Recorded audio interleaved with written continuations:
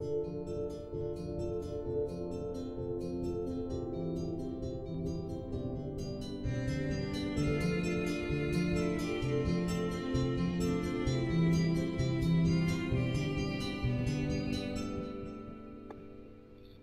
بیماروں نے کیوں جانا وہ کونے کے سرے کا پتھر ہو گیا، کسی دوسرے کے وسیلے سے نجات نہیں، کسی دوسرے کے وسیلے سے نجات نہیں، کیونکہ آسمان کے تلے آدمیوں کو کوئی دوسرا نام نہیں بخشا گیا جس کے وسیلے سے ہم نجات پا سکیں۔ یہ وہی خبر ہے۔ اب اس کی زندگی تبدیل ہے خدا ان کے بہائے ہوئے خون کے وسیلے سے، اس کفارے اور فدیے کے وسیلے سے، اس کی عظیم قربانی کے وسیلے سے اس کی زندگی تبدیل ہو گئی ہے۔ یہ جو لعنت کرتا تھا، یہ جو قسم کھاتا تھا، یہ جو کہتا تھا کہ میں نہیں اس شخص کو جانتا، اب یہ کہہ رہا ہے کہ ایک ہی نام ہے، ایک ہی نام ہے، اس کے علاوہ کوئی اور نام نہیں، دنیا میں کوئی نام نہیں جس کے وسیلے سے دنیا نجات پا سکے۔ میرے عزیزوں، خداوند یسوع مسیح کا بہایا ہوا خون میرے اور آپ کے اور دنیا کے تمام گناہ گاروں کے لیے نجات کا واحد ذریعہ ہے، واحد ذریعہ۔ یہ ہمیں استحقاق حاصل ہے، یہ ہمیں فخر حاصل ہے کہ دنیا میں بے شمار ہستیاں ہیں جن کے یوم پیدائش منائے جاتے ہیں، بے شمار ہستیاں ہیں جن کے یوم وفات منائے جاتے ہیں، لیکن ایک ہی ہستی ہے جس کا یوم قیامت منایا جاتا ہے، اور وہ خداوند یسوع مسیح۔ جی اٹھنے والوں میں سے پہلا اٹھا۔ میرے عزیزو، ہم اس کے ماننے والے ہیں اور ہم اس پر فخر کرتے ہیں، اس کے بہائے ہوئے خون پر فخر کرتے ہیں۔ فضل و کرم دو الفاظ کا ایک جوڑا ہے جو ہمارے پرائم منسٹر صاحب بڑا استعمال کرتے ہیں۔ اللہ کے فضل و کرم، اللہ کے فضل و کرم، فضل و کرم۔ ایسا لگتا ہے جیسے دونوں ہم معنی لفظ ہے، لیکن ہم معنی نہیں ہے۔ فضل کا کیا مطلب ہے اور کرم کا کیا مطلب ہے؟ فضل کا مطلب یہ ہے کہ جن چیزوں کے ہم حقدار نہیں خدا ہمیں دے دے، وہ فضل۔ ہم حقدار نہیں ہیں معافی کے، ہم حقدار نہیں اس کی محبت کے، ہم حقدار نہیں اس کے بہائے ہوئے خون کے، ہم حقدار نہیں اس کے کفارے کے، اس کے فدیے کے، ہم حقدار نہیں ہیں۔ جب وہ ہمیں دے دیتا ہے تو ہم اس کو فضل کرتے ہیں۔ تو کرم کیا ہے؟ کرم کیا ہے؟ جن چیزوں کے ہم حقدار ہیں، جن چیزوں کے ہم حقدار ہیں، اگر وہ ہمیں نہ ملیں تو وہ اس کا کرم ہے، اس کا رحم ہے۔ ہم کن چیزوں کے حقدار ہیں؟ ہم غضب الہی کے حقدار ہیں، ہم قہر خداوندی کے حقدار ہیں، ہم اس کے غصے کے حقدار ہیں، ہم اس کی پنشمنٹ کے، اس کی سزا کے سزاوار ہیں۔ میں تم سے یہ کہتا ہوں، تم سے یہ کہا گیا تھا، اگلوں سے یہ کہا گیا تھا، میں تم سے یہ کہتا ہوں۔ اگلوں سے کیا کہا گیا تھا؟ اگلوں سے کیا کہا گیا تھا؟ اگلوں سے کہا گیا تھا کہ تم خون مت کرو۔ میں تم سے یہ کہتا ہوں کہ تم اپنے بھائی کو احمق بھی نہ کہنا، تم اپنے بھائی کو پاگل بھی نہ کہنا، تم اپنے بھائی سے دعوت بھی نہ رکھنا، نہیں تو غضب الہی کا شکار ہوگے، آتش جہنم کے سزاوار ہوگے۔ خداوند نے متی کی انجیل کے 5ویں باب میں یہ تعلیم دی ہے جس کو ہم پہاڑی واز ہیں۔ پہاڑی واز خداوند یسوع مسیح کی تعلیم کا خلاصہ ہے، ایک واز نہیں ہے یہ۔ خداوند یسوع مسیح کے مختلف مواز ہیں، اس کے کئی سرمنز ہیں جن کو ایک جگہ مجتمع کر کے مسیح نے لکھ دیا، اور وہ پہاڑی واز کہلاتا ہے، سرمن آن دی ماؤنٹ۔ خداوند یسوع مسیح ہم سے محبت رکھتا ہے، وہ اپنی محبت ہم پر نشان کرتا ہے، اور اس کی محبت اس کے خون کے بہائے جانے کے وسیلے سے ہم پر ظاہر ہوتی ہے۔ اور یہی حکم اس نے شوہروں کو دیا ہے، یہی حکم اس نے ہم کو دیا ہے کہ ہم ایک دوسرے سے محبت کریں۔ جان دینے کی حد تک. اور میں نے کہا اس بہن کو، میں نے کہا شوہروں کو 3 دفعہ حکم وہ اپنی بیویوں سے جان دینے کی حد تک محبت کریں. تابعداری کرنا تو آسان کام، جان دینا مشکل ہے. جان تو صرف خداوند ہی دے سکتا ہے، اس نے ہمارے لیے جان دی. میرے عزیزو، ہمیں خداوند کے غضب سے بچنے کے لیے ایک ہی راستہ ہے، ایک ہی نام بخشا گیا ہے، کسی دوسرے کے وسیلے سے نجات نہیں، کیونکہ آسمان کے تلے آدمی کو کوئی دوسرا نام نہیں بخشا گیا جس کے وسیلے سے ہم نجات پا سکیں. نیلام گھر ایک پروگرام ہوا کرتا تھا، آپ میں سے جو بزرگ ہیں میرے جیسے وہ شاید انہوں نے دیکھا، آج کل کسی اور نام سے آتا ہے، اب شاید طارق عزیز شو کے نام سے آتا ہے یا شاید نہیں آ رہا. طارق عزیز شو، طارق عزیز کا بڑا سٹائل ہے، وہ جب سوال پوچھتے ہیں تو بڑے سٹائل سے ایک سوال پر ٹی وی انعام ملے گا، جواب دینے کے لیے آپ کریں. اسی طرح پبلک بیٹھی ہوتی ہے، حال بھرا ہوتا ہے. طارق عزیز نے سوال کیا، ایک جواب پر ٹی وی آپ کو انعام میں ملے گا. سوال یہ ہے، حضرت عیسیٰ علیہ السلام کے نام کے لغوی معنی کیا ہیں؟ حضرت عیسیٰ علیہ السلام کے نام کے لغوی معنی کیا ہے؟ اب وہ مائک لے کے بھاگ رہا ہے، سیڑھیاں اترتا ہے، سارے پبلک میں گھومتا ہے، کوئی ہاتھ کھڑا نہیں ہو. عیسیٰ کا لفظ کا مطلب کسی کو نہیں آتا.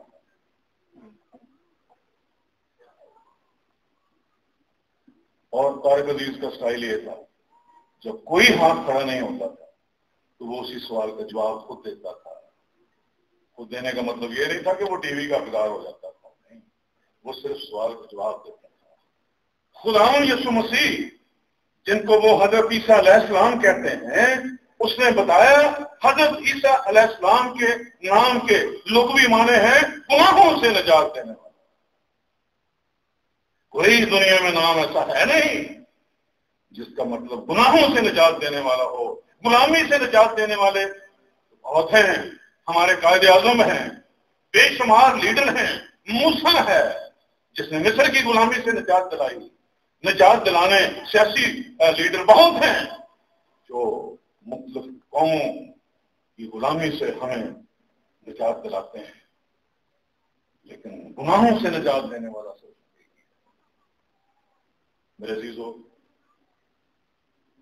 غضب کیا ہے؟ غضب کیا ہے؟ دوسرے باب کی 5ویں آیت میں لکھا ہے، بلکہ تو اپنی سختی اور غیر طائب دل کے مطابق اس قہر کے دن کے لیے اپنے واسطے غضب کما رہا. غضب کمانے کا کیا؟ جس میں خدا کی سچی عدالت ظاہر ہو. غضب کمانے کا مطلب ہے کہ غضب کو کٹھا کرے. اس کے لیے جو لفظ استعمال ہوا ہے گریک میں، اس سے ایک انگلش کا ہمارا لفظ نکلا ہے. آپ ڈکشنری جانتے ہیں؟ ڈکشنری کیا ہوتی ہے؟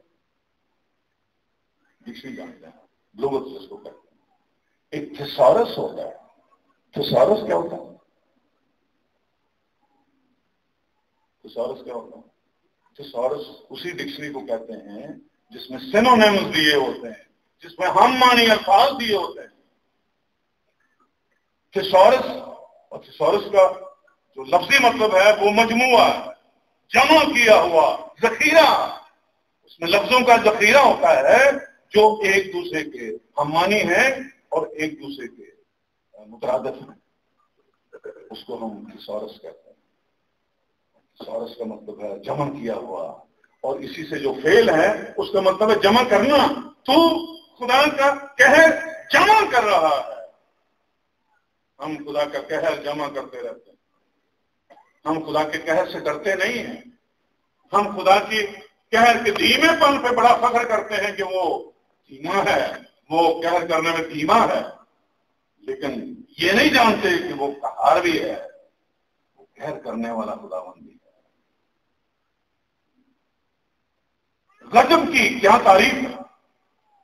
خدائے راست اور عادل کا، اپنے خلق کردہ انسان کی ناراضگی کے خلاف تعزیری اور انتقامی جائز اور قابو کے اندر لیکن ہیبت ناک حد تک اور شدت یعنی شدید رد عمل خداوند کا وہ عمل، وہ رد عمل جو وہ انسان کی ناراضگی کے خلاف رکھتا ہے، تعزیری طور پر، انتقامی طور پر، بدلہ لینے کے طور پر قابو کے اندر ہے، ان کنٹرول نہیں ہے، اس کا قہر ان کنٹرول نہیں ہے، اس کا قہر کنٹرولڈ ہے، قابو میں ہے اس کا غصہ، لیکن ہیبت ناک حد تک شدید ہے، اس کا قہر شدید ہے۔ قہر شدید کئی دفعہ کلام میں لفظ ہے، ہم سٹور کر رہے ہیں اپنے اس قہر کو، خداوند کے قہر کو سٹور کر رہے ہیں، جمع کر رہے ہیں، لیکن یہ یاد نہیں ہے کہ کسی دن عدالت بھی ہوگی۔ یہ قہر کو جمع کر رہے ہیں، ہم نے ذخیرہ لگا لیا ہے، ہم نے تھیسورس بنا لیا ہے، لیکن یہ یاد نہیں ہے کہ عدالت بھی ہوگی۔ رومیوں کا خط کرنتھس سے لکھا گیا 57 مصنف پولس رسول جس کے 21 خطوط میں سے 13 پولس نے لکھے، خط کا کاتب کا نام بھی لکھا ہوا 16ویں باب میں، آخری باب میں ترتیس اس کا کاتب ہے، جس نے پولس کے لکھوانے کے بعد یہ خط لکھا۔ عہد جدید کے خطوں میں سے پہلا خط اور سب سے لمبا خط، انجیلی بیانات خداوند کی تعلیم اور کام بیان کرتے ہیں، جبکہ یہ خط خداوند یسوع مسیح کی قربانی والی موت کی اہمیت اور امتیاز کو بیان کرتا ہے۔ خط کا جو فارمیٹ ہے، اس کا جو سٹائل ہے، وہ سوال جواب کا ہے، سوال جواب کا، پولس خود ہی سوال کرتا ہے اور خود ہی جواب دیتا ہے۔ کلیدی الفاظ ہیں خدا کی راست بازی، خدا ہی راست باز ہے، نہ میں راست باز ہوں، نہ آپ راست باز ہیں، نہ کوئی انسان راست باز ہے، سب نے گناہ کیا، خدا کے جلال سے محروم ہیں۔ راست بازی اسی کے نام سے ملتی ہے جس کا نام خدا یسوع مسیح۔ راست بازی ہماری کوئی نہیں ہے، جتنی مرضی شریعت پر عمل کریں، جتنی مرضی نمازیں پڑھیں، جتنے مرضی روزے رکھیں، جتنی مرضی خیراتیں کریں، جتنے مرضی چندے دیں، جتنی مرضی دہیکیاں دیں، ہم روز بروز غضب کماتے رہتے ہیں، غضب اکٹھا کرتے رہتے ہیں۔ اور یاد رکھیں کلیسیائی تاریخ میں بڑی عظیم بیداری اس خط کے پڑھنے کی وجہ سے پیدا ہوئی۔ رومیوں کا خط اس کی وجہ سے بڑی روحانی بیداری پیدا ہوئی۔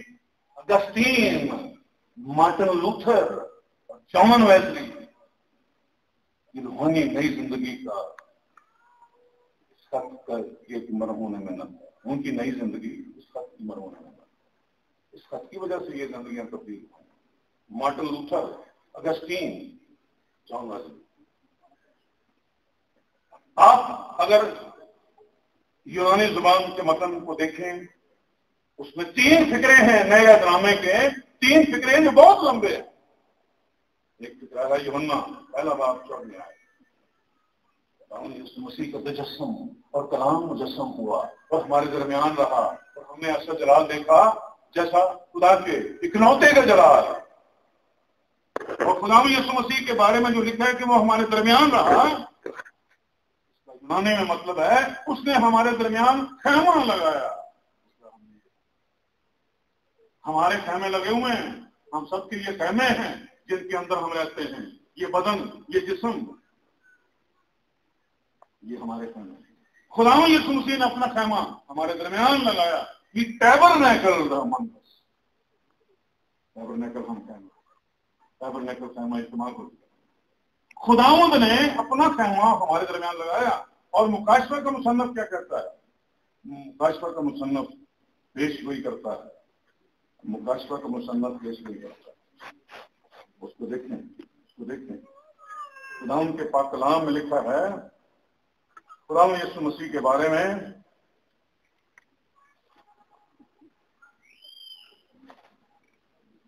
30 باب اس کی تیسری آیت. پھر میں نے تخت میں سے کسی کو بلند آواز سے یہ کہتے سنا کہ دیکھ خدا کا خیمہ آدمیوں کے درمیان ہے اور وہ ان کے ساتھ سکونت کرے گا اور وہ اس کے لوگ ہوں گے اور خدا آپ ان کے ساتھ رہے گا اور ان کا خدا ہوگا اور وہ ان کی آنکھوں کے سب آنسو پونچھ دے گا. اس کے بعد نہ موت رہے گی اور نہ ماتم رہے گا، نہ آہو نالا نہ درد، پہلی چیزیں جاتی رہیں گی. خداوند نے اپنا خیمہ ہمارے درمیان لگایا. خداوند کے کلام میں لکھا ہے، کئی جگہ پر لکھا ہے کہ خدا کو کبھی کسی نے نہیں دیکھا. کئی جگہ پر ذکر ہے، انجیل یوحنا میں بھی ذکر ہے 18ویں آیت میں پہلے بار خدا کو کبھی کسی نے نہیں دیکھا، لیکن اکلوتا بیٹا جو اس کی گود میں ہے، اس کے بطور میں ہے، اس نے ظاہر کیا.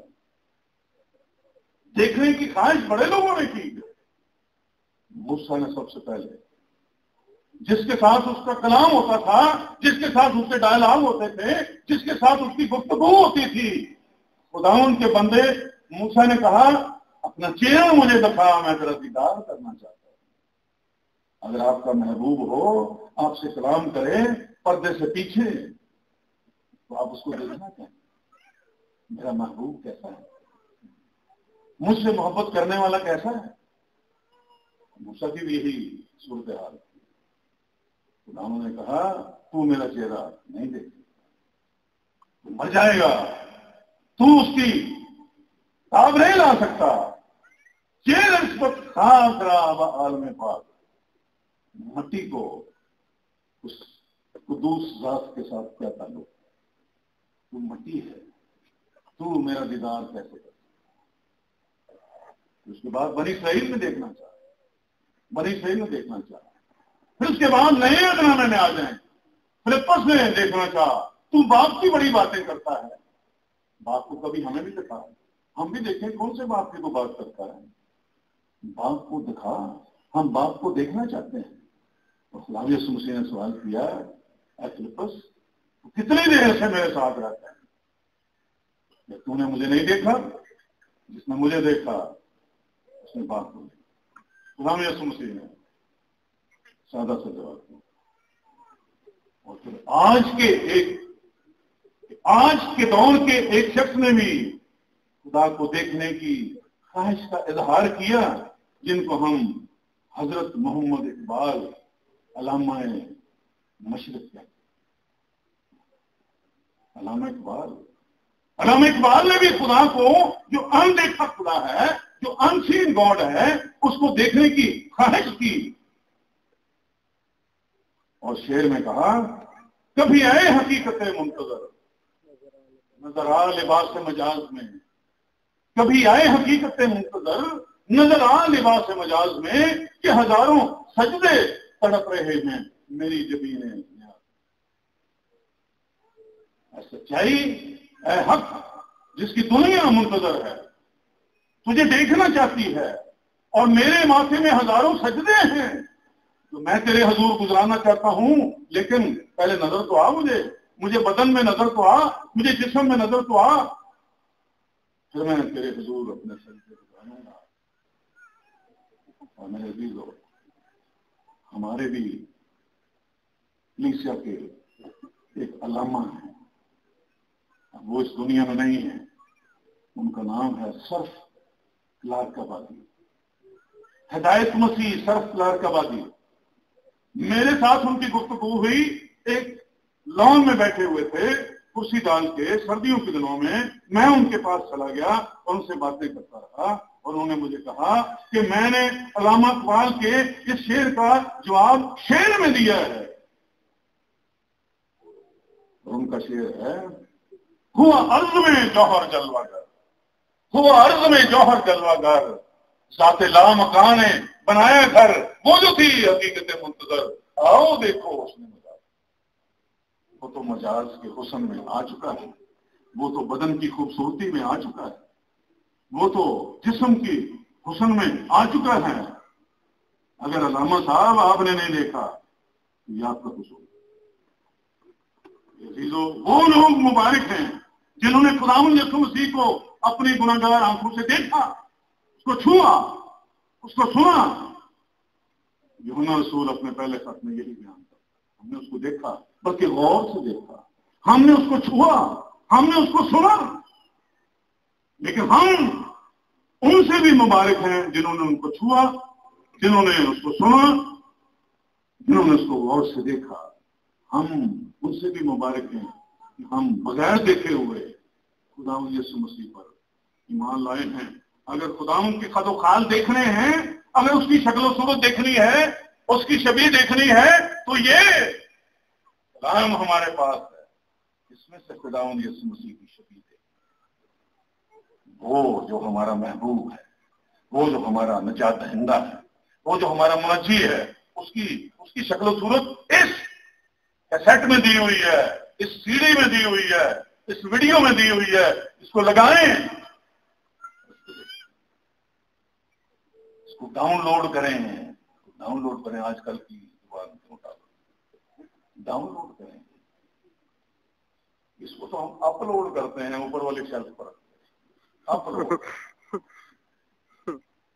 وہ میں نے دوپہر کو مثال سنائی تھی بچے کی، چڑھ گیا شیلف کے اوپر، ایک کتاب پڑھی ہوئی تھی، مٹی پڑی ہوئی تھی، اور دوپہر کا وقت تھا، لوگ سوئے ہوئے تھے، ماں باپ سب سوئے، اور وہ کتاب اتار رہا تھا، کتاب اسے گر گئی، شور ہوا، ممی جاگ گئی، ممی آئی، کیا کر رہے ہو؟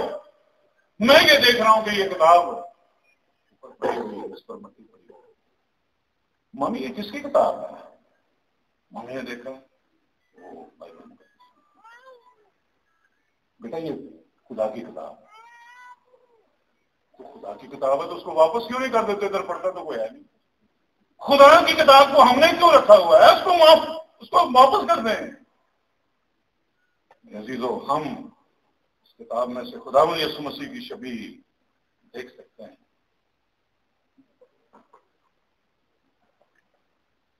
تین فکرے ہیں۔ پہلے باب کی 14ویں آیت یوحنا کی انجیل، عیسائیوں کا پہلا باب 30ویں آیت سے 14ویں آیت تک، 30ویں آیت سے 14ویں آیت تک ایک ہی لمبا فکرہ ہے یونانی زبان میں، کوئی فل سٹاپ نہیں، کوئی فل سٹاپ نہیں۔ ہم نے جو ترجمہ کیا ہوا ہے، ہم نے فل سٹاپ لگا کے اس کے حصے کیے ہوئے ہیں۔ عیسائیوں پہلا باب 30ویں آیت سے 14ویں آیت تک، اور پھر اس کے بعد رومیوں تیسرا باب 21ویں آیت سے 26ویں آیت تک۔ یوحنا کی پہلے باب کی 14ویں آیت میں لکھا ہے کہ خداوند یسوع مسیح مجسم ہوا، اور عیسائیوں کے پہلے باب کی 3 اور 14ویں آیت کا جو لمبا فکر ہے، اس میں خدا ثالوث کا مقصد، اس کا جلال ہم پر واضح کیا گیا ہے۔ اور رومیوں کا تیسرا باب، اس کی 21ویں سے 26ویں آیت تک لمبا فکرہ تصدیق، فدیہ، اور خدا کو راضی کرنا، جسٹیفیکیشن، ریڈیمشن اینڈ پروپیشیشن، خدا کو راضی کرنا، خدا کو خوش کرنا۔ فدیہ، خدا ان کے فدیے کا ذکر ہے رومیوں تیسرے باب کی۔ اگر کوئی مسیحی ان تینوں لمبے فکروں کو سمجھ جائے تو وہ ایمان کی ایک مضبوط بنیاد حاصل کر سکتا ہے۔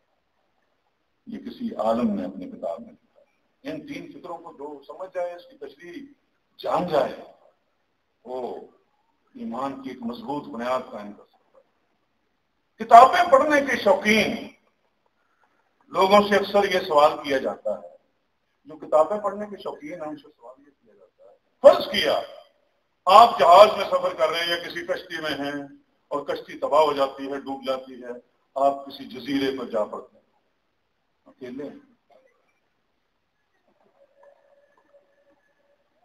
آپ کتاب پڑھنے والوں کو یہ سوال کیا جاتا ہے، آپ ادھر جزیرے میں اکیلے ہیں، کشتی جہاز آپ کا جو بھی تھا وہ ڈوب گیا ہے، اب آپ وہاں پر اکیلے ہیں، کیا آپ کی کوئی خواہش ہوگی کہ میرے پاس فلاں کتاب ہوتی تو میں اس کو پڑھتا ہی؟ کتاب پڑھنے والوں سے یہ سوال کیا جاتا ہے۔ ایک شخص نے بڑا صحیح جواب، اس نے کہا کہ میں ٹامس، ایک مصنف ہے، ٹامس کی لکھی ہوئی کتاب پڑھوں گا، وہ چاہوں گا کہ میرے پاس ہوتی، جس کا نام ہے جہاز بنانے کے عملی طریقے۔ ظاہر ہے آپ جہاز آپ کا ڈوب گیا ہوا ہے، کشتی بھی آپ کے پاس کوئی نہیں ہے، ہم نے دوپہر کو ادھر نوح کی کشتی بھی دیکھی، کیسے اس کو محنت سے بنایا گیا۔ اس نے کہا کہ میں کون سی کتاب کی خواہش کر سکتا ہوں، میں تو خواہش یہی کروں گا کہ ٹامس ایک شخص ہے، ایک آتھر ہے، مصنف ہے، اس نے کتاب لکھی ہے کشتی بنانے کے عملی طریقے۔ اگر آپ زندگی کا مقصد جاننا چاہتے ہیں کہ آپ کی زندگی کا مقصد کیا ہے، پولس کا خط رومیوں کے نام پڑھیں، رومیوں کے نام پولس کا خط پڑھیں۔ ایک عجیب ایکسچینج ہے جس کا میں پہلے ذکر کر چکا ہوں۔ ہمارے گناہ یسوع کے ہو گئے، اس کی راست بازی ہماری ہو گئی۔ اب آگے چل کر ہم ان 7 مقامات کا ذکر کرتے ہیں جن میں غضب کا لفظ استعمال ہوا ہے۔ اس سے پہلے ہم رومیوں کے خط کے پہلے باب کی چند ایک چیزوں کا ذکر کریں گے۔ خدا کو رد کرنا، خدا کو رد کرنا، خداوند کے غضب کی وجوہات میں سے خداوند کو رد کرنا، خداوند کو رد کرنا، کیونکہ خدا کا غضب ان آدمیوں کی تمام بے دینی اور ناراضگی پر آسمان سے ظاہر ہوتا ہے جو حق کو ناراضگی سے دبائے رکھتے ہیں۔ کیونکہ جو کچھ خدا کی نسبت معلوم ہو سکتا ہے ان کے باطن میں ظاہر ہے، اس لیے کہ خدا نے اس کو ان پر ظاہر کر دیا، کیونکہ اس کی ہم دیکھی صفتیں یعنی ازلی قدرت اور الوہیت دنیا کی پیدائش کے وقت سے بنائی ہوئی چیزوں کے ذریعے سے معلوم ہو کر صاف نظر آتی ہیں، یہاں تک کہ ان کو کچھ گزر باقی نہیں۔ جو خدا کو نہیں مانتے ان کے بارے میں لکھا ہوا خدا کا غضب، خدا کا غضب۔ خدا نے یہ آیات بتا رہی ہے کہ خدا نے اپنا علم ان کے ذہن میں ڈالا ہوا ہے۔ وہ یہ نہیں کہہ سکتے کہ ہمیں تو خدا کے بارے میں کسی نے بتایا ہی نہیں۔ خدا کا علم تو بنائی ہوئی چیزوں میں ظاہر ہے، بنائی ہوئی چیزوں میں ظاہر ہے۔ ایک پودا یہاں تک آ کے رک جاتا ہے، کیوں؟ اس میں کلوروفل بننا بند ہو جاتی ہے۔ کہاں پر کلوروفل کو بند کرنا ہے؟ اس پودے کا قد ختم ہوتا ہے۔ کوئی پودے ہیں جو درخت بن جاتے ہیں، لیکن ان کی بھی حد ہے، ان کی بھی حد ہے۔ وہاں پر ختم ہوتی ہے ان کی حد جہاں پر وہ جو اندر اس کے ایک کیمیکل ہے کلوروفل ختم ہوتا ہے۔ کون ختم کرتا ہے؟ خدا کی یہ بنائی ہوئی چیزیں اس کی قدرت کو ظاہر کرتی ہیں۔ اور دوسری چیز ہے جہالت، بے وقوفی، حماقت۔ 21ویں آیت سے 23ویں آیت تک، اس لیے کہ اگرچہ انہوں نے خدا کو جان تو لیا مگر اس کی خدائی کے لائق اس کی تمجید شکرداری نہ کی، بلکہ باطل خیالات میں پڑ گئے اور ان کے بے سمجھ دلوں پر اندھیرا چھا گیا۔ وہ اپنے آپ کو دانا جتا کر بے وقوف بن گئے، جاہل بن گئے، اور غیر فانی خدا کے جلال کو فانی انسان اور پرندوں اور چپایوں اور کیڑے مکوڑوں کی صورت میں بدل ڈالا۔ خدا کی بے عزتی کی، خدا کی گستاخی کی۔ دوسرے لفظوں ایک مشہور موسیقی کا بینڈ ہے، موسیقی کے بینڈ آج کل بڑے بنتے ہیں، 5-6 لوگ ہوتے ہیں، اس میں وہ گٹاریں بجاتے ہیں، کوئی لیڈ گٹار بجاتے ہیں، کوئی بیس گٹار بجاتے ہیں، کوئی کی بورڈ بجاتے ہیں، کوئی ڈرم بجاتے ہیں۔ بینڈ، ایک بینڈ جس کا جو لیڈر ہے اس کا نام ہے اوزی آسبرن۔ اوزی آسبرن جب اسٹیج پر آتا ہے تو ہلکی ہلکی روشنی ہوتی ہے، اندھیرا سا ہوتا ہے، اور اس کی بیک جو ہے وہ آڈینس کی طرف ہوتی ہے، پیچھے اس کا آرکیسٹرا سارا کھڑا ہوتا ہے۔ ان کے چہرے نظر نہیں آ رہے ہوتے کیونکہ لائٹ ابھی نہیں ان پر پڑتی۔ بڑے اہتمام سے وہ اپنے میوزک کی پرفارمنس شروع کرتے ہیں۔ ایک دم سے ایک بلب جلتا ہے اور یہ اوزی آسبرن کلیسیا کی طرف، لوگوں کی طرف، آڈینس کی طرف منہ کرتا ہے۔ اس کے ہاتھ میں ایک فاختہ ہوتی ہے جو وائٹ رنگ کی ہوتی ہے، اور جب وہ لوگوں کی طرف دیکھتا ہے، لوگ اس کو دیکھ رہے ہوتے ہیں کہ انہوں نے تو میوزک بجانی ہے، یہ فاختہ یہ کیا کرنے لگا ہے؟ وہ فاختہ کو پکڑتا ہے چونچ سے اور دوسرے حصے سے اس کی گردن کو دانتوں سے کاٹتا ہے، دانتوں سے کاٹتا ہے، اور اس کا خون نکلتا ہے، اس کی شرٹ پر پڑتا ہے، اس کے منہ پر پڑتا ہے، اور وہ تڑپنے لگتی ہے، اور جب وہ تڑپتی ہے، جب اس کی شاخیں کٹ جاتی ہے تو اس کو پھینکتا ہے تو وہ مر جاتی ہے. پھر اس کا بینڈ جو ہے وہ بینڈ کرتا ہے، لائٹیں جل پڑتی ہیں اور پھر ان کی پرفارمنس شروع ہوتی ہے. فاختہ کس چیز کا نشان ہے؟ فاختہ کس چیز کا نشان ہے؟ روح القدس کا، روح القدس کا نشان. اور یہ شخص روح القدس کی بے عزتی کرتا ہے، روح القدس کو رنجیدہ کرتا ہے، روح القدس کو غصہ دلاتا ہے، اس کو غضبناک کرتا ہے. یہی اس کی مشہوری کا راز ہے. لوگ بڑے خوش ہوتے ہیں، بڑے لوگ خوش ہوتے ہیں. کیا انداز ہے موسیقی کا میرے عزیزو. تیسری چیز 24ویں آیت سے لے کر 27ویں آیت تک.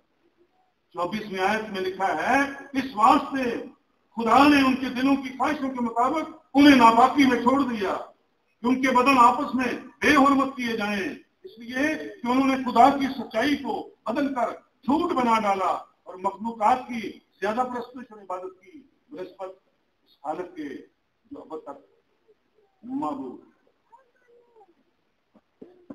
26ویں آیت. سبب سے خدا نے ان کو گندی شہوتوں میں چھوڑ دی، یہاں تک کہ ان کی عورتوں نے اپنے طبی کام کو خلاف طبع کام سے بدل ڈالا. اسی طرح مرد بھی عورتوں سے طبی کام چھوڑ کر آپس کی شہوت میں مست ہو گئے. یعنی مردوں نے مردوں کے ساتھ روح سیاہی کے کام کیے، کام کر کے اپنے آپ میں اپنی گمراہی کے لائق بدلا پایا. ہم جب ناپاکی کی طرف بڑھتے ہیں تو ہم ایکسٹریم پر پہنچتے ہیں. تھوڑی بہت ناپاکی سے ہمارا گزارا نہیں ہوتا، تھوڑی بہت حرام کاری سے ہمارا گزارا نہیں ہوتا، تھوڑی بہت زنا کاری سے ہمارا گزارا نہیں ہوتا. ہم خدا کے روح کو ناپاک کرتے ہیں، خدا کے روح کو غضبناک کرتے ہیں، خدا کے روح کو رنجیدہ کرتے ہیں. مرد مردوں کے ساتھ، عورتیں عورتوں کے ساتھ.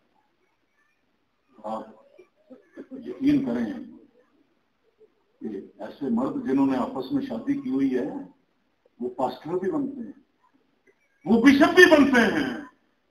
یہ آج کل کا دور ہے، یہ آج کل کا دور ہے. وہ کہتے ہیں کہ یہ کلام جو ہے وہ ہمارے خلاف نہیں ہے. یہاں پر کیا لکھا ہے آپ نے پڑھا ہے؟ مردوں نے مردوں کے ساتھ روح سیاہی کے کام کیے، اپنے منہ کو کالا کر لیا. عورتوں نے عورتوں کے ساتھ روح سیاہی کے کام کیے. ہم ان کو جائز قرار دے رہے ہیں. ایسے چرچز ہیں جو ان کو جائز قرار دیتے ہیں، ایسی کلیسیاں ہیں جو ان کو آرڈینیشن کرتی ہیں، ایسی کلیسیاں ہیں جو ان کو بشپ بناتی ہیں. جن مردوں نے مردوں کے ساتھ شادیاں کی ہیں. اور آخری وجہ ہے 28ویں آیت سے 32ویں آیت تک. اور جس طرح انہوں نے خدا کو پہچاننا ناپسند کیا، اسی طرح خدا نے بھی ان کو ناپسندیدہ کر کے حوالے کر دیا کہ نالائق کرتے تھے. بس وہ ہر طرح کی ناراضگی، بدی، لالچ، بدخواہی سے بھر گئے اور حسد، خون ریزی، جھگڑے، مکاری اور بغض سے معمور ہو گئے. اور غیبت کرنے والے، بدگو، خدا کی نظر میں نفرتی، اوروں کو بے عزت کرنے والے، مغرور، شیخی باز، بدیوں کے بانی، ماں باپ کے نافرمان، بے وقوف، عہد شکن، طبعی محبت سے خالی، بے رحم ہو. خدا نے گویا کہہ دیا مردے ہو تو مرو. میری گل نہیں سن رہے تو مرو. ناپسندیدہ کر کے حوالے کر دیا. ہم بڑے خوش ہوتے ہیں، ہم بڑے خوش ہوتے ہیں کہ خدا کہتا ہے میں تم سے کبھی دستبردار نہیں ہوں گا، میں آپ کے پاس بیٹھا رہوں گا، خدا کا پاک روح ہمارے ساتھ رہے گا. نہیں، جب ہم نالائق حرکتیں کریں گے، جب ہم اس کی قدوسیت کو للکاریں گے، جب ہم اس کو غضبناک کریں گے، اس کے پاک روح کو سنجیدہ کریں گے وہ چلا جائے گا، وہ دور چلا جائے گا، چھوڑ دے، وہ چھوڑ دے. اس واسطے خدا نے ان کو ان کے دلوں کی خواہشوں کے مطابق ناپاکی میں چھوڑ دیا. اور جب ناپاکی میں خدا چھوڑ دیتا ہے تو پھر ان پر غضب نازل کرتا ہے.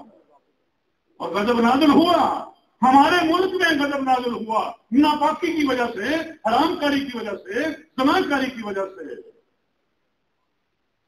آپ کو یاد ہو، آپ کو یاد ہو، پیش گوئی کی گئی ہے، پیش گوئی کی گئی. دوسرے باب کی 5ویں آیت میں لکھا ہے بلکہ تو اپنی سختی غیر تائب دل، توبہ نہ کرنے والے دل کے مطابق اس قہر کے لیے اپنے واسطے غضب اکٹھا کر رہا ہے اور غضب کما رہا ہے، جس نے خدا کی سچی عدالت ظاہر.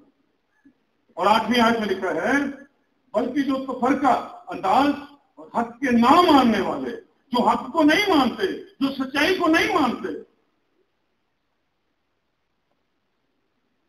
بلکہ ناراضگی کے ماننے والے ہیں، ان پر غضب اور قہر ہوگا.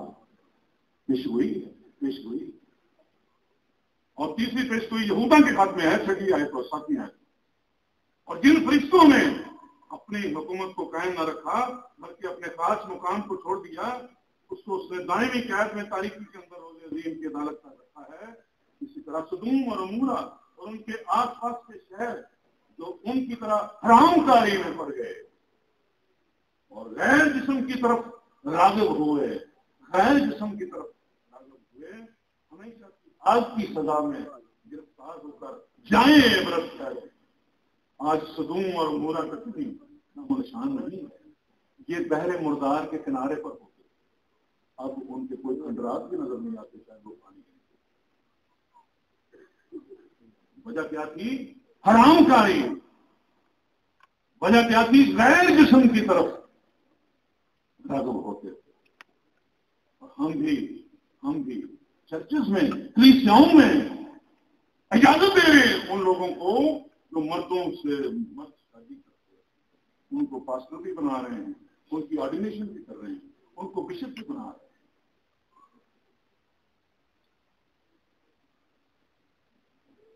غضب کا لفظ 7 دفعہ استعمال ہوا ہے. پہلے باب کی 18ویں آیت میں، دوسرے باب کی 5ویں آیت میں، چوتھے باب کی 15ویں آیت میں، اور 5ویں باب کی 9ویں آیت میں، رومیوں کے خط کے 9ویں باب کی 22ویں آیت میں، اور 13ویں باب کی 5ویں آیت میں، 12ویں باب کی 19ویں آیت میں. بے شمار غضب کا ذکر آتا ہے. لیکن یہ یاد رکھیں کہ رومیوں کے خط کا مضمون غضب نہیں ہے، خدا کی راست بازی. کس طرح سے ہم خدا کی راست بازی حاصل کر سکتے ہیں؟ کس طرح سے ہم گناہگار سے راست باز بن سکتے ہیں؟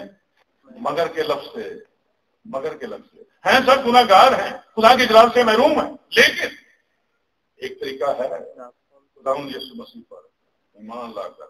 خداوند کے غضب کی نوعیت کیسی ہے؟ خداوند کا غضب ہوتا کیسا ہے؟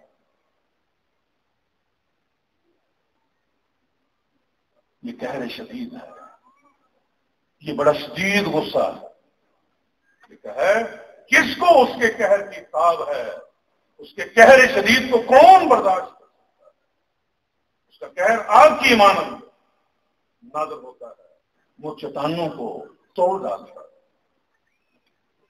اور خداوند اس کے آگے، یہ ایک اور آیت ہے خروج کی کتاب میں، خداوند چاہتے ہوئے قہر نازل نہیں کرتا. وہ نہیں چاہتا کہ وہ قہر نازل کرے، وہ غصے نہیں ہونا چاہتا، وہ سزا نہیں دینا چاہتا. لیکن خروج کی کتاب 24 باب کی 6 آیت میں لکھا ہے خداوند اس کے آگے یہ پکارتا ہوا گزرا، خداوند خدائے رحیم اور مہربان، قہر کرنے میں دھیما، شفقت میں نہیں. وہ نہیں چاہتا مجھ پر یا آپ پر یا کسی اور پر قہر نازل کرے. تیسری نوعیت اس کی کیا ہے؟ اس کے قہر کی اس کے راست اور رحیم کردار کے ساتھ مسلسل ہے. روز قہر کرتا ہے، روز تنبیہ کرتا ہے. اور یہ چوتھی اس کی خوبی اس کے غضب کی یہ ہے خداوند کا مقصد پورا کیے بغیر غضب ختم نہیں ہوگا، ختم نہیں ہوگا۔ خداوند کا غضب پھر موقوف نہ ہوگا جب تک اسے انجام تک نہ پہنچائے، اس کے دل کے ارادے کو پورا نہ کرے۔ تم آنے والے دنوں میں اسے خوبی معلوم کرو۔ خداوند کا قہر جس مقصد کے لیے آتا ہے وہ پورا کرتا ہے، اس کو پورا کرتا ہے۔ میرے عزیزو، مضمون بڑا لمبا ہے، بڑا خطرناک ہے، بڑا خطرناک ہے، بڑا غضبناک ہے۔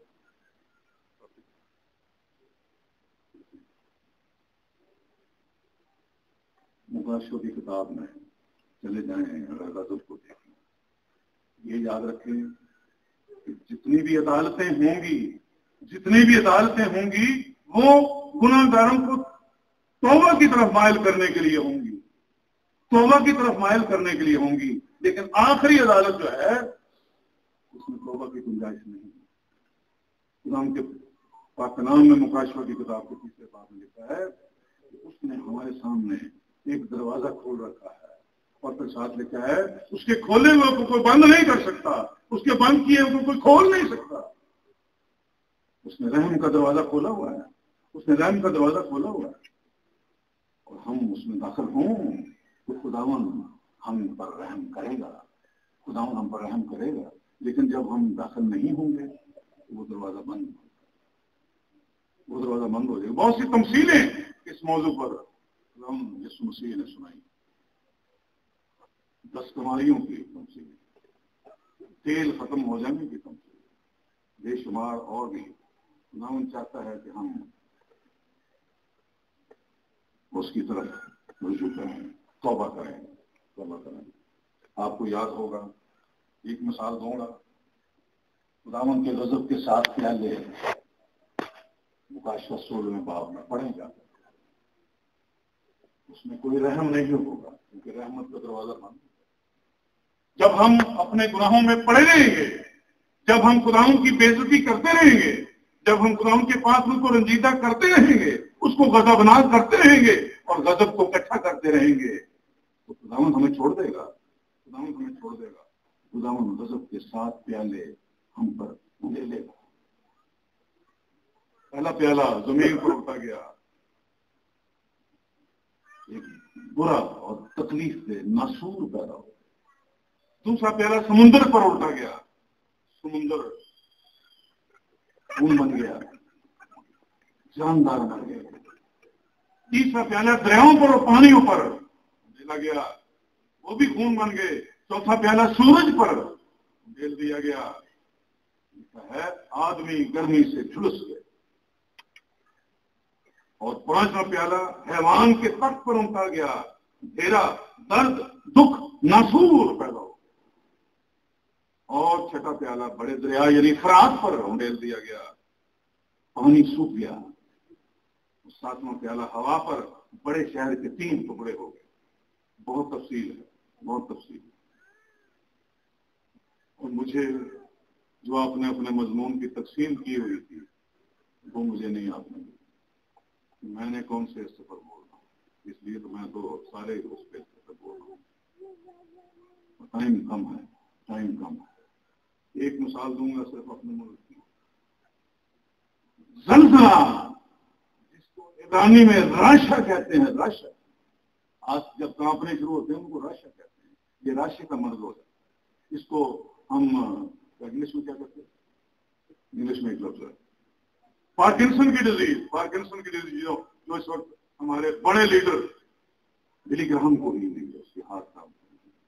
اس نے کہا کہ میرا سارا جسم کانپے، جب تک میرے ہونٹ ہیں، جب تک میرے اندر سانس ہے، میں خداوند کی منادی کروں گا۔ جب تک میں بول سکتا ہوں، جب تک میری زبان قائم ہے، میں اس کی منادی کروں گا۔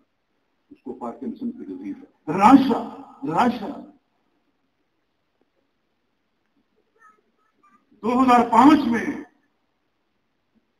8 اکتوبر کو ایک زلزلہ آیا تھا، آپ کو یاد ہے کتنے لوگ مرے تھے؟ 80,000۔ اور اس زلزلے کی شدت پتہ کیا تھی؟ 7.6 4.5 جو ہوتی ہے وہ کافی نقصان کرتی ہے، اس کی شدت 7.6 تھی، اور مجھے بتایا گیا کہ اس علاقے میں جہاں پر یہ زلزلہ آیا حرام کاری ناپاکی اپنے زوروں پر تھی، ان کا قہر نازل ہوا۔ ہمارے لیے عبرت کا مقام ہے، ہم اس سے سیکھیں، ایک اور بڑا زلزلہ آنے والا ہے، ایک اور بڑا زلزلہ۔ عزیزو، ہم خداوند کے کلام کو پڑھ کر سمجھیں، اس کو قبول کریں، خداوند سے مدد مانگیں۔ خداوند، ہم تیرے فضل کے حقدار نہیں ہیں، لیکن پھر بھی تو ہم سے پیار کرتا ہے، اور تیرے کرم کی بھی ہم حقدار نہیں۔ ہمارا حق تو یہ ہے کہ ہم جہنم میں ڈالے جائیں، ساری ابدیت اس میں جلتے رہے۔ یاد رکھے 2 جگہ ہیں، بہشت اور دوزخ۔ جس جگہ بھی پہنچ گئے وہاں سے تبادلہ نہیں ہو سکتا، یہ تو آپ جانتے ہیں، تبادلہ نہیں ہو سکتا۔ اس مالدار شخص کی کہانی آپ نے پڑھی، لازر کی کہانی پڑھی ہے۔ لازر وہ بیمار شخص تھا، اس کا نام لازر لکھا ہوا، کئی تمثیلوں میں کسی کا نام نہیں لکھا ہوا، لیکن یہ ایک تمثیل ایسی ہے جس میں اس شخص کا نام لیا ہوا۔ لازر کہاں تھا؟ ابراہیم کی گود میں، اور وہ جو مالدار شخص تھا جس کے گھر میں روز ضیافتیں ہوتی تھی، اور یہ اس کے دروازے پر ڈالا گیا تھا، کلام میں لکھا ہوا، ڈالا گیا تھا جان بوجھ کر کہ دیکھیں یہ اس کے ساتھ کیا سلوک کرتا ہے۔ اور پھر جب اس نے دیکھا کہ وہ تو آرام میں ہے اور میں آگ میں جل رہا ہوں، اس نے ابراہیم کو پکارا، اس کو بھیج کہ اپنا انگلی کا سرا پانی میں ڈبو کے میرے منہ میں لگائے، میں تو چل رہا ہوں۔ ابراہیم نے کہا ایسا نہیں ہو سکتا، تو اپنی عیاشی کر چکا ہے، یہ تو ساری عمر تیرے دروازے پر پڑا رہا، تیرے ٹکڑوں پر پڑتا رہا، اس کو تو وہ ٹکڑے بھی نصیب نہیں ہوتے۔ عزیزو، ہم خداوند کے کلام میں سے سبق سیکھیں، خداوند کے کلام میں سے سبق سیکھیں۔ وہ اپنے منجی، ہمارے منجی اپنے بیٹے اس لیے اس نے جہان میں بھیجا کہ وہ مر جائے۔ 2 کسبیوں کی مثال آپ نے سنی، جس عورت کا وہ بیٹا تھا اس نے سلیمان بادشاہ کو کہا کسی کو دے دو، اس کے 2 ٹکڑے نہ کرو۔ سلیمان نے تو فیصلہ کر دیا تھا کہ مجھے تلوار لا دو، دونوں یہ کہہ رہی ہے کہ یہ میرا ہے، مرا ہوا بچہ اس کا ہے، زندہ بچہ میرا ہے۔ اور اس نے کہا کہ ٹھیک ہے، اس لیے بچے کے 2 ٹکڑے کر دیتے ہیں، آدھا میں اس کو دے دیتا ہوں۔ لیکن اس عورت نے، جس نے اپنے بچے کو اپنی غفلت سے مار دیا تھا، کہا یہ فیصلہ ٹھیک ہے، یہ نہ میرا رہے نہ اس کا رہے، میں تو اپنا مار ہی چکی ہوں، اس کا بھی نہ رہے۔ لیکن جس عورت کا وہ بچہ تھا، اس نے کہا اس کو قتل نہ کرو، اس کے 2 ٹکڑے نہ کرو، کسی کو دے دو، میں اس کے گھر میں جا کر اپنے بچے کو دے، میری ماں کی ممتا کو تسلیم ہو۔ اس نے کیوں دے دیا؟ اس نے اپنا بچہ اس عورت کو کیوں دے دیا؟ تاکہ وہ زندہ رہے، خدا نے اپنا بیٹا کیوں دے دیا؟ اس لیے نہیں کہ وہ زندہ رہے، اس نے اس لیے دے دیا کہ وہ مر جائے، اپنا خون بہائے، اور میں اور آپ زندگی پائیں، کثرت کی زندگی پائیں۔ عزیزو، خداوند کا غضب بہت شدید ہے، وہ ہماری تنبیہ کے لیے، ہمیں سکھانے کے لیے، ہمیں توبہ کی طرف مائل کرنے کے لیے ہے، اور لکھا ہے اس کے خون کے وسیلے سے ہم غضب الہی سے ضرور ہی بچیں۔ یعنی غضب الہی سے بچنے کا صرف ایک طریقہ ہے، خداوند کا خون، خداوند کے خون پر ایمان لے آئیں، اس بات کو مان لیں کہ خداوند یسوع مسیح میری اور آپ کی زندگی کے لیے اس دنیا میں آیا، میرے اور آپ کے لیے مرنے کے لیے اس دنیا میں آیا، اس نے اپنے سیکریفیشل لو کو ہمارے اوپر نچھاور کر دیا، اس پر ایمان لانے کے وسیلے سے ہم غضب سے بچ سکتے ہیں۔ 80,000 لوگ بالاکوٹ مسحرہ حرام کاری کا گڑھ بنا ہوا تھا، اور کلام میں لکھا ہے اگر تم توبہ نہ کرو گے تو تم بھی ایسے ہی مرو گے۔ ہم بھی شاید ان 80,000 میں ہوں، ہم بھی شاید ان 40,000 میں ہوں جو مرتے ہیں۔ تو ہم کا کلام کہتا ہے اتنے مر گئے، اتنے مر گئے، اتنے مر گئے، اگر تم توبہ نہ کرو گے تم بھی اسی طرح مرو گے۔ عزیزو، بچوں نے جو دوپہر کو ڈرامہ دکھایا ہمیں، انہوں نے یہی سبق ہمارے سامنے رکھا کہ اگر ہم توبہ نہیں کریں گے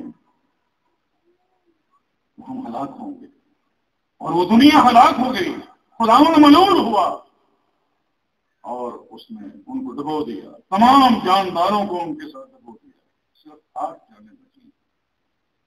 میرے عزیزو، ہم کون سے گروپ میں رہنا چاہتے ہیں؟ کشتی کے اندر ہوں گے یا کشتی کے باہر؟ یاد رکھیں، کشتی کے اندر زندگی ہے، کشتی کے باہر موت۔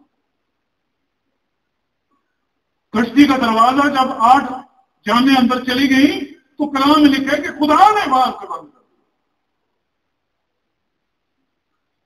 یہ نوح کو کسی شخص پر، کسی گناہگار شخص پر رحم نہ کہیں آ جائے، اس کے لیے دروازہ نہ کھول دے، خدا نے باہر سے بند کر دیا۔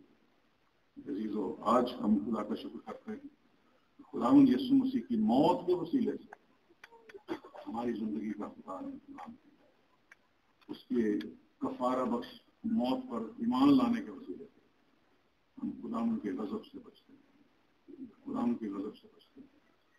اور جب ہلاک ہوتے ہیں لوگ، ایک آیت میرے ساتھ دیکھ لیں آخر میں اس کے بعد اپنے بیان کو ختم کروں گا کیونکہ بہت سا کام ابھی باقی ہے۔ مکاشفہ کی کتاب، جب لوگوں پر ہمارے آفت آتی ہے، جب دھماکے ہوتے ہیں، جب دہشت گردی اور جب خود کش حملے چرچز میں ہوتے ہیں اور سینکڑوں لوگ مرتے ہیں، اس کا کیا جواب ہے خدا کے پاک کلام میں؟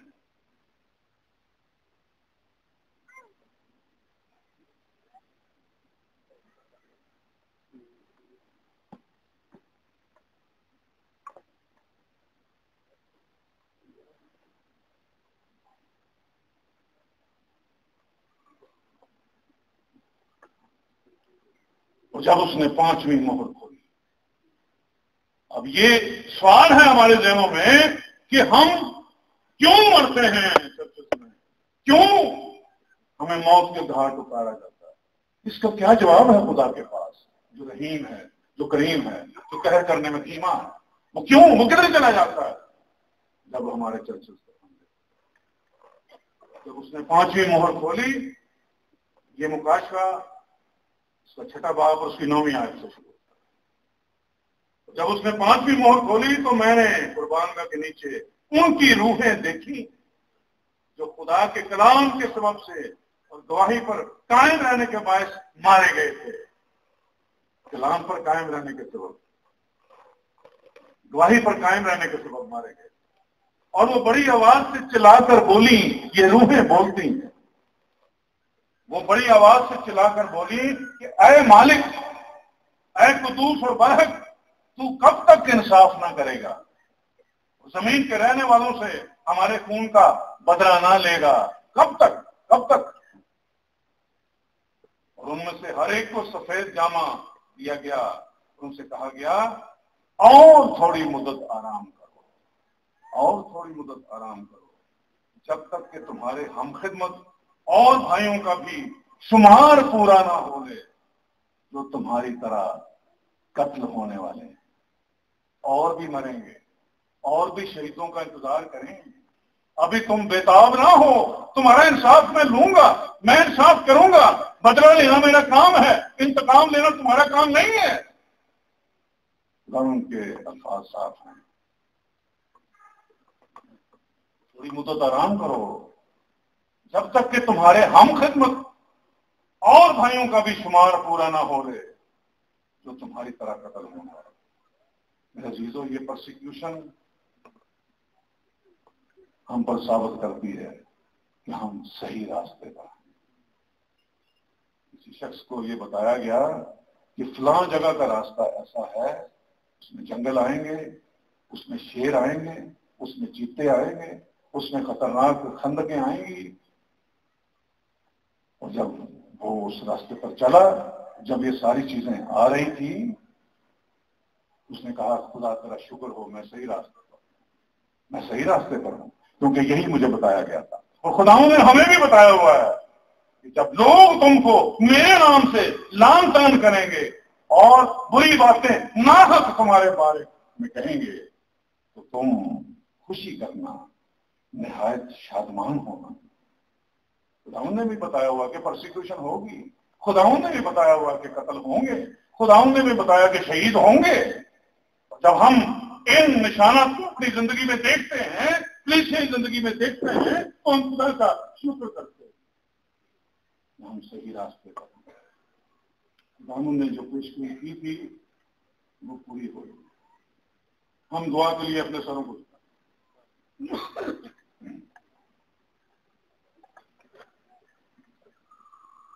قادر مطلق خدا، ہمارے پروردگار، ہم گناہگار ہیں، تیرے جلال